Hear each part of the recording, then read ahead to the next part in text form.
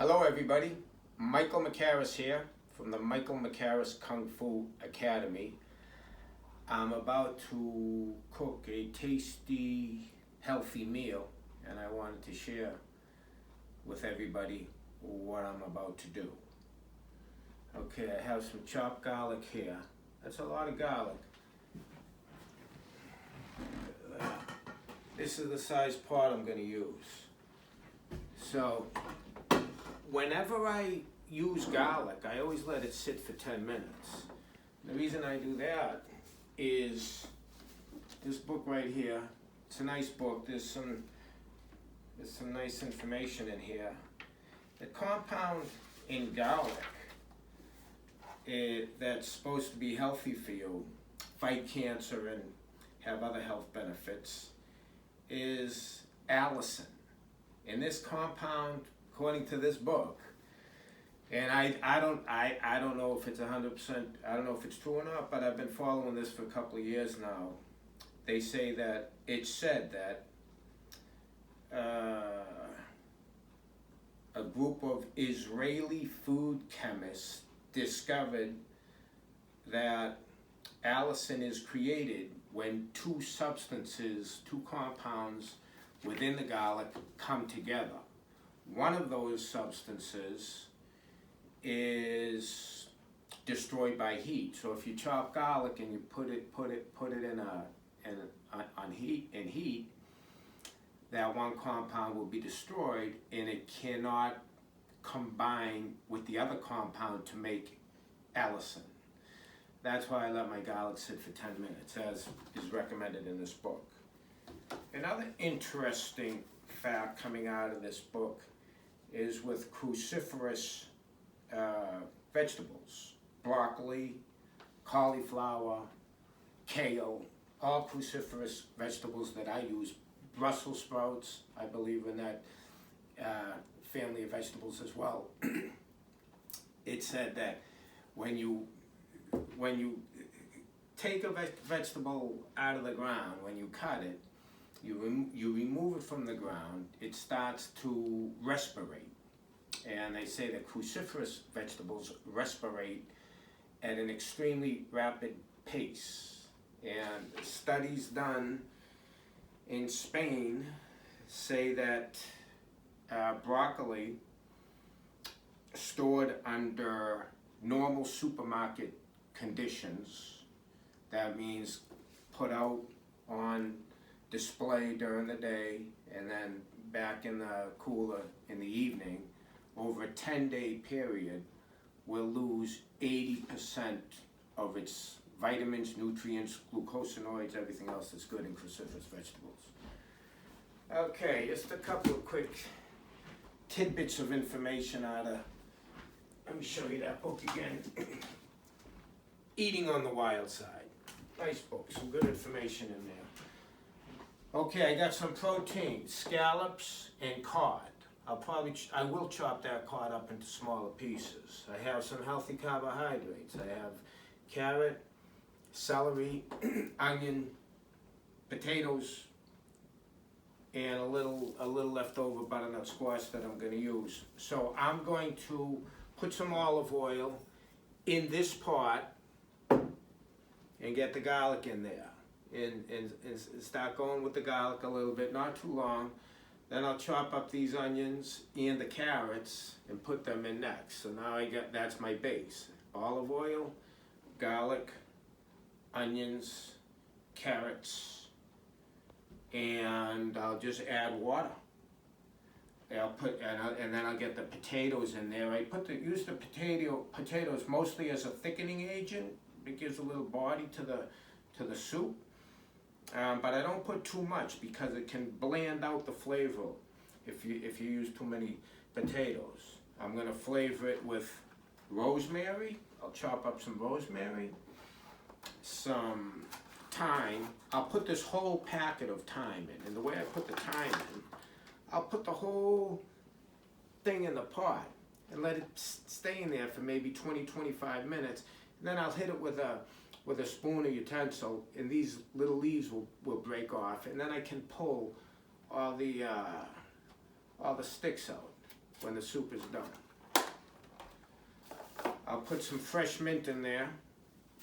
I'll put cilantro. I add cilantro when the whole thing is done, and I'll put this part in my fridge, and I'll take it out during the week on a daily basis after 4 or 5 days, whatever's left over in there, which will be a decent amount.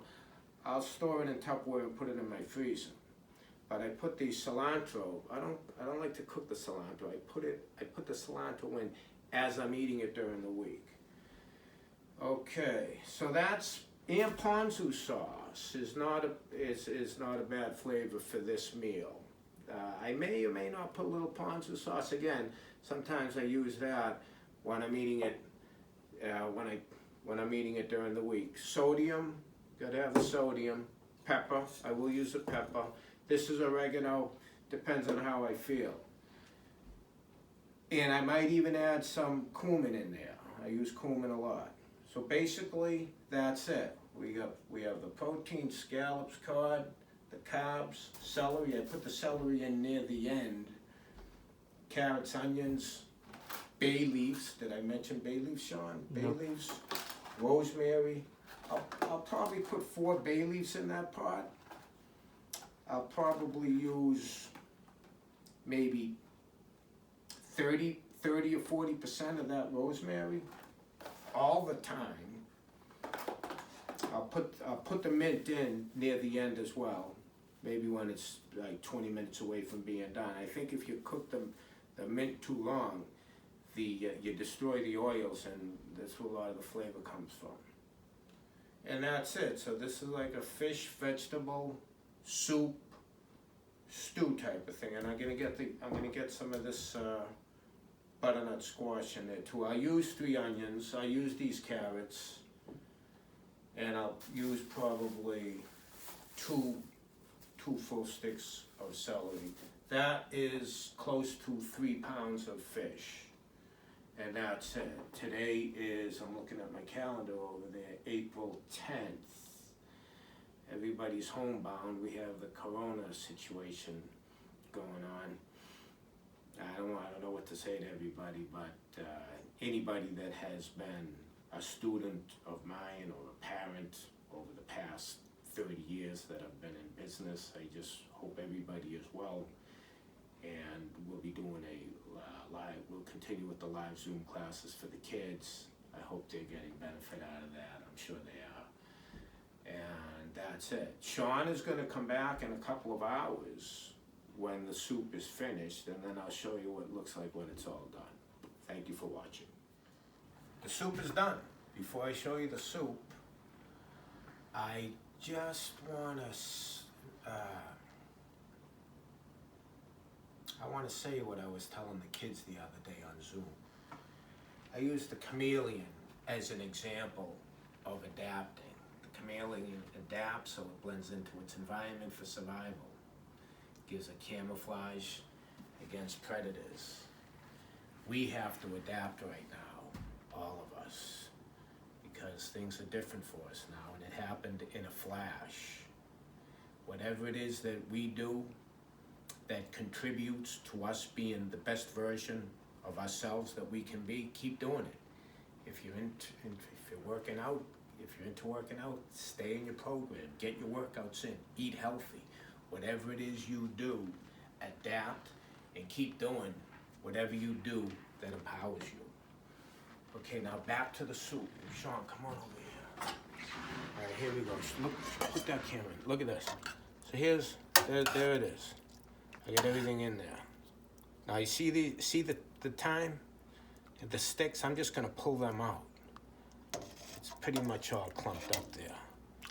And that's it. That's what it looks like right there.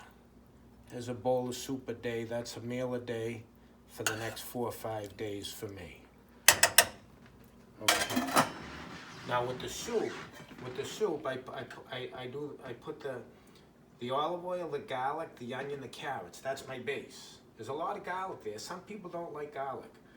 Some people don't like the flavor, and some people don't because it can create an odor. So, but that's my base. Garlic, onion, carrot. I put a little butternut squash in there. and I kind of stir fry that a bit, and then I start adding water.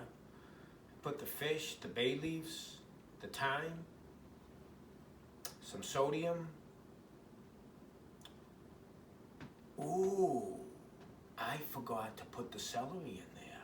I just realized that, but that's okay. And sometimes I'll put kale at the very end. When I shut the gas off, I'll just throw a bunch of kale in there, cover it, and that's it. Healthy fats, olive oil. Carbohydrates, we have the vegetables. The protein, we have the fish. The scallops come out very nice. When you slow cook it for a while, it's very soft. The cod is very nice also. So that's the fish stew. Over here, I got some grapes, and I pulled them off the stem. Now I'll put them in Tupperware. I wash them, and then I dry them with a clean towel. And now I'll Tupperware them up, put them in my freezer. This will last me a couple of months. I have blueberries in my freezer. I bought these last July. I have a chest freezer, and I freeze blueberries in the middle of the summer, so I have them during the winter time, and they're easy to freeze. I bought these in these packets. These were bought at Wegmans, I believe. Just like that, and I just grab some, throw them in my shake, rather than buy frozen ones in the winter time. These are much more tasty. I was talking about the cruciferous vegetables losing their nutrition, a lot of nutrition, over a 10-day period. And who knows how much they're losing after 4 or 5 days. So this is spinach. I buy locally grown spinach when it's in season, in the spring and in the fall, and I blanch it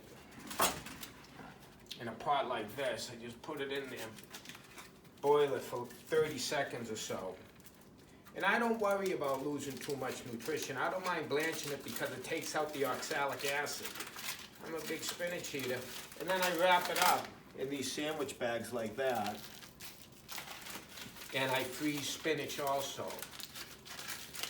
I started doing the spinach because I'm thinking if the cruciferous is losing its nutritional value, maybe that's the case with all vegetables. So this spinach was same day picked.